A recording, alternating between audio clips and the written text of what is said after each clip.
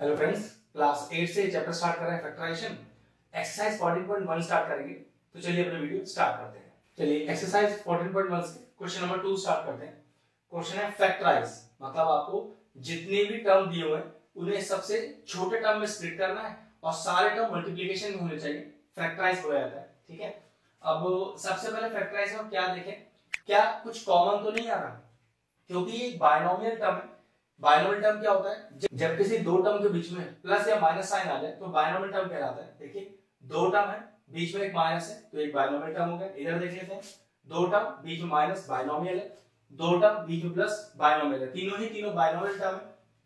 Factorise करना है तो पहले कॉमन निकालते हैं। चेक करिए 7 के फैक्टर क्या है, 7 के फैक्टर है 7 और 1, और 42 के फैक्टर क्या है 7 into 2 3, ये लीजिए 42 के फैक्टर्स होंगे। अब चेक करिए फैक्टर्स में कॉमन क्या आ रहा है, ये देखिए 7 कॉमन आ रहा है, बाहर निकाल लीजिए। 1 तो ऑब्वियसली बात है, 1 तो कॉमन लेने को फायदा नहीं, वो तो सभी के पास होता है।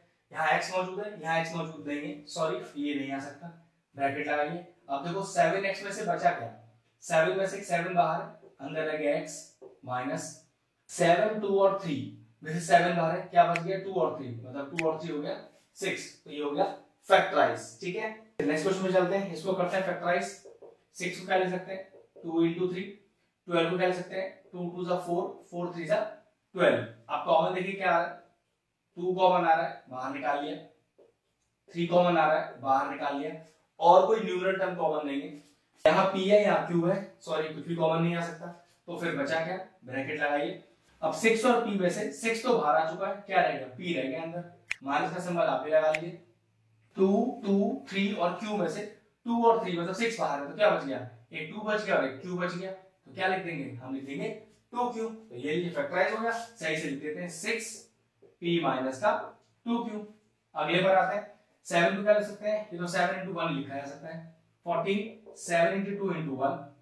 ध्यान रखिएगा इस बार a भी कॉमन आ रहा है, यहाँ 2a है, यहाँ 1a है, तो जो सिंगल a है मतलब जो कम वाला पार्ट है a का वही कॉमन आ सकता है। ठीक है, तो चेक करो 7 बाहर आ गया और तो कुछ आ नहीं रहा, यहाँ 2 है, यहाँ पर 1 है, तो 1 ही बाहर आएगा, हमेशा हमेशा कम वाला पार्ट कॉमन आता है। क्या बचा देखिए ब्रैकेट के अंदर, 7 था बाहर है, 2a है, 1a बाहर है, तो पक्की बात a के अंदर रह गया, प्लस 7 into 2 into 1 और a, 7 और a बाहर है, तो क्या रह गया, एक 2 रह गया और 1 रह गया, तो 2 1 2, बस ये लीजिए हो गया फैक्टराइज। क्वेश्चन नंबर 4 देखते हैं, फैक्टराइज ही करना है।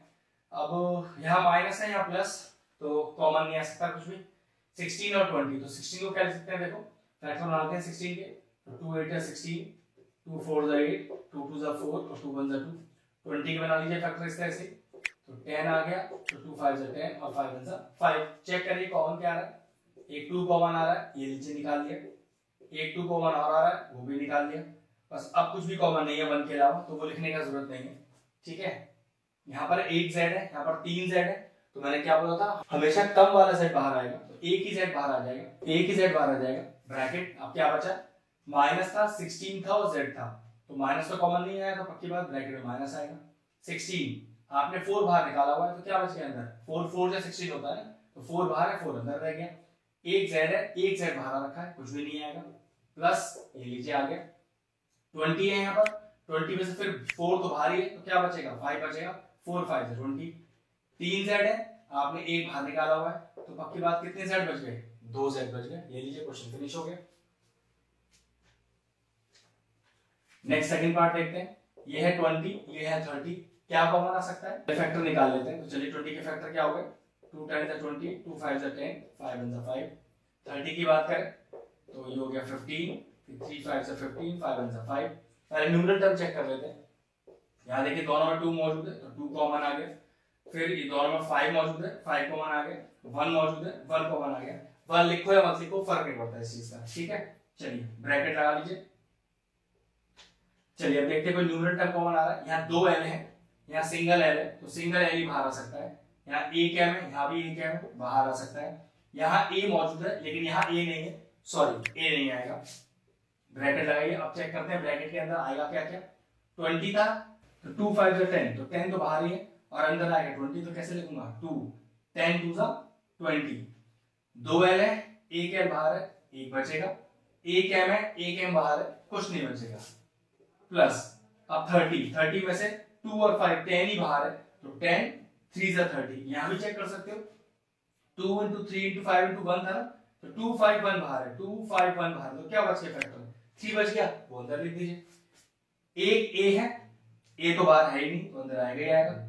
एल एक है, बाहर है, नहीं आ सकता अंदर। एक एम है, बाहर है, नहीं आ सकता अंदर। ये लीजिए, हो गया फैक्टराइज। ठीक है, नेक्स्ट देखिए, यहाँ 5 यहाँ 15, तो 5 के फैक्टर 5 into 1 और 15 के फैक्टर 5 into 3 into 1, तो क्या कॉमन आया, न्यूमरल में तो सिर्फ 5 कॉमन आया। वेरिएबल की बात करते हैं, 2x है, सिंगल x है, तो मैंने क्या कहा था अभी कि हमेशा सिंगल वाला टर्म, मतलब जो कम वाला पार्ट है वही बाहर आएगा। ये y है 1, यहाँ 2, यहाँ पर भी एक ही y बाहर आएगा। चलिए ब्रैकेट लगाया, 5 बाहर है, 2x है, 1x बाहर है, तो 1 रह गया अंदर, 1y और 1y बाहर, कुछ नहीं बचा, माइनस 15। यहाँ चेक कर लीजिए फैक्टर में, 5 3 और 1, 5 बाहर है तो 3 और 1 रह गया, मतलब 3 1 3। 1x है, बाहर है, अंदर नहीं आ सकता। 2y है, 1y बाहर है, तो पक्की बात है 1y अंदर आ जाएगा।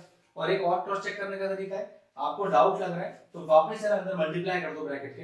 अगर ब्रैकेट को मल्टीप्लाई करके सेम यही टर्म आ जाता है तो समझ जाइएगा कि आपने अपना फैक्टराइजेशन सही किया है। क्वेश्चन नंबर 7 करते हैं। यहाँ इस बार ट्राइनोमियल टर्म है। कैसे पता चला टर्म ट्राइनोमियल है? 3 टर्म्स है और एक प्लस और एक माइनस का सिंबल है। दोनों प्लस हो सकते थे, दोनों माइनस हो सकते थे, मतलब ये 1 2 और 3 टर्म कहलाएंगे, मतलब ट्राइनोमियल। अगला चेक कर लो, टर्म्स तो 3 है, देखो यहाँ पर बीच में आपके पास 2 अलग अलग सिंबल लगे हुए हैं और सिंबल से पहले और बाद में पर्टिकुलर टर्म कहलाता है। इस माइनस की कोई बात नहीं है, हम सिर्फ इन दोनों साइन की बात करें, साइन से पहले एक, साइन के बाद एक, साइन के बाद एक, कुल मिलाकर 3 टर्म ट्राइनोमियल टर्म हो गया। ठीक है, तो ट्राइनोमियल टर्म में बिल्कुल वही तरीका, जब तक कि तीनों में टर्म कॉमन नहीं होगा आप उसे कॉमन में नहीं ले सकते हो। चेक करते हैं, पहले 10 फैक्टर निकालते हैं 10 के, 2 5 और 1। 15 की बात करें तो 3 5 और 1, और अगर 20 की बात करें तो 2 10 20, 2 5 10 और 5 1 5। चलिए अब देखिए न्यूमरल टर्म कौन सा कॉमन है, ये 2, लेकिन यहाँ 2 नहीं है, यहाँ 2 है, सॉरी नहीं आ सकता। 5 5 5, तो सिर्फ एक ही टर्म कॉमन आ रहा है न्यूमरल में, जो कि है 5। यहाँ 2 a है, यहाँ a है ही नहीं, और आगे चेक करने की जरूरत ही नहीं है। यहाँ b है, लेकिन यहाँ b नहीं है, सॉरी कोई वेरिएबल तो कॉमन में है ही नहीं, मतलब 5 ही कॉमन आएगा ब्रैकेट। अब यहाँ बचा क्या देखो, 2 5 और 10 में से 5 बाहर, तो 2 और 1 बचा, तो 2 1 2, a square as it is, क्योंकि कुछ भी बाहर है ही नहीं, माइनस। अब 15 मतलब 3 5 और 1, एक 5 बाहर है, तो क्या बच गया, 3 into 1 दैट इज 3 और b स्क्वायर, फिर प्लस 20 मतलब 2 into 2 into 5 into 1, 5 ही तो बाहर है, तो 2 to the 4 4 1 4, तो 4 और c स्क्वायर। बस ये लीजिए, हो गया फैक्टराइज। अगला देखिए 4 4 और 4, तो 4 तो कॉमन आएगा ही आएगा। यहाँ 2 a है, यहाँ सिंगल a है, यहाँ सिंगल a है, तो हमेशा कम वाला ही बाहर आ सकता है, और कोई टर्म कॉमन है नहीं। क्यों? यहाँ b जरूर है, लेकिन यहाँ b नहीं है, कॉमन नहीं आ सकता। यहाँ c जरूर है, लेकिन दोनों के पास c नहीं है, मतलब अगर एक के पास भी कम पड़ गया तो कॉमन में नहीं आ सकता आपको। ठीक है, बचा क्या, माइनस का 4 a स्क्वायर लिखा है, एक 4 और एक a बाहर आ गया, तो क्या बचा, एक माइनस बचा और एक a बचा, प्लस 4 बाहर a बाहर b रह गया, माइनस 4 बाहर a बाहर c रह गया। ये लीजिए, हो गया फैक्टराइज। चलिए 9th और 10th पार्ट रह गया, वो करते हैं क्वेश्चन नंबर 2 का।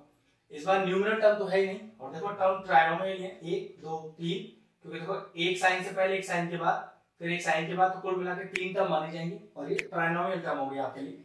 न्यूमरल टर्म तो कुछ है नहीं कॉमन, तो चलिए वेरिएबल चेक करते हैं। 2x है, 1x है, 1x है, तो सिर्फ एक ही x बाहर आ सकता है जो तीनों के पास है। ठीक है, यहाँ 1y, यहाँ 2y और यहाँ 1y, तो सिंगल y बाहर आएगा, हमेशा कम वाला टर्म बाहर आता है। सिंगल z 2 z, तो एक ही z बाहर आ सकता है। अब चेक करो क्या बचा ब्रैकेट में, 2x है, 1x बाहर है, एक अंदर आ गया, 1y बाहर है, 1z बाहर, कुछ नहीं आएगा, प्लस 1x बाहर है, 2y, 1y बाहर है, एक अंदर रह गया, 1z बाहर है, 1z जो कि बाहर है, अंदर कुछ नहीं आ सकता, प्लस फिर 1x बाहर है, 1y बाहर है, 2z 1z बाहर है, एक अंदर रह गया। ये लीजिए, हो गया फैक्टराइज। अगले पे आते हैं, न्यूमरेटर टर्म तो यहाँ पर भी नहीं है, तो चलिए a, लेकिन a इसके पास नहीं है, नहीं आ सकता। 2x है, 1x है, 1x है, सिंगल वाला ही बाहर आएगा, 1y 2y और 1y बाहर आएगा। यहाँ z जरूर है, लेकिन z इनके पास नहीं है, तो कॉमन में नहीं आ सकता। टर्म वही कॉमन आएगा जो तीनों के पास मौजूद हो। ठीक है, चलिए चेक करते हैं ब्रैकेट में क्या आना है। ए नहीं है यहाँ पर, बिल्कुल आ जाएगा। 2x है, 1x बाहर है, 1 आ जाएगा। 1y जो कि बाहर है, नहीं आ सकता कुछ भी, प्लस b यहाँ पर नहीं है बाहर, अंदर आएगा। 1x बाहर है, कुछ नहीं आ सकता अंदर। 2y 1y बाहर है, फिर 1 अंदर आ जाएगा, प्लस c बाहर कुछ भी नहीं है तो c आएगा ही आएगा। 1x बाहर है, 1y बाहर है, z बाहर नहीं है तो अंदर आएगा ही आएगा। ये लीजिए क्वेश्चन नंबर 2 कंप्लीट हुआ। अगर आपको हमारा वीडियो इंफॉर्मेटिव लगा हो तो हमारे चैनल मैथ्स प्लीज को सब्सक्राइब कर लें और साथ में लगे बेल आइकन को भी हिट कर दें, जिससे आगे आने वाले वीडियोस का नोटिफिकेशन आपको सबसे पहले मिल जाए।